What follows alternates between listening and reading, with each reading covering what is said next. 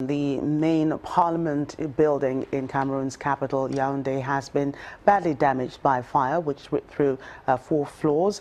Firefighters managed to put out the blaze before it could reach the parliamentary chamber, however. There has so far been no indication of the casualties, and the cause of the blaze is not immediately clear. In this week's session, the National Assembly had been discussing the budget before this tragedy happened.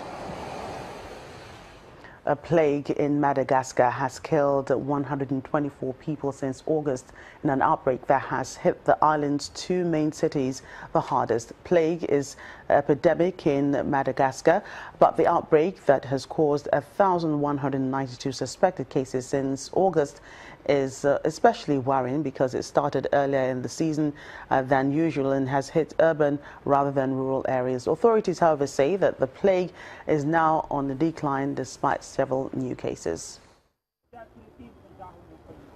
Despite 7 new cases of the plague being recorded in Madagascar this month, authorities say the epidemic is under control. The outbreak of the plague that has caused 1,192 suspected cases since August is especially worrying because it started earlier in the season than usual and has hit urban rather than rural areas. In addition, 2/3 of the cases are of the pneumonic plague, the deadliest form of the disease, which can kill a person within 24 hours if not treated. According to the World Health Organization, there's been a decline in the number of new cases after a sharp rise in cases in the initial weeks of the outbreak. We've seen a progressive drop in cases of patients contracting the plague, which allows us today to find that the epidemic is under control.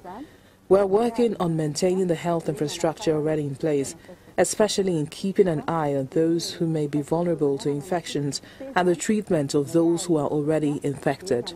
The UN Health Agency had previously said it feared that the outbreak could worsen because the season for plague had only just begun and runs until April.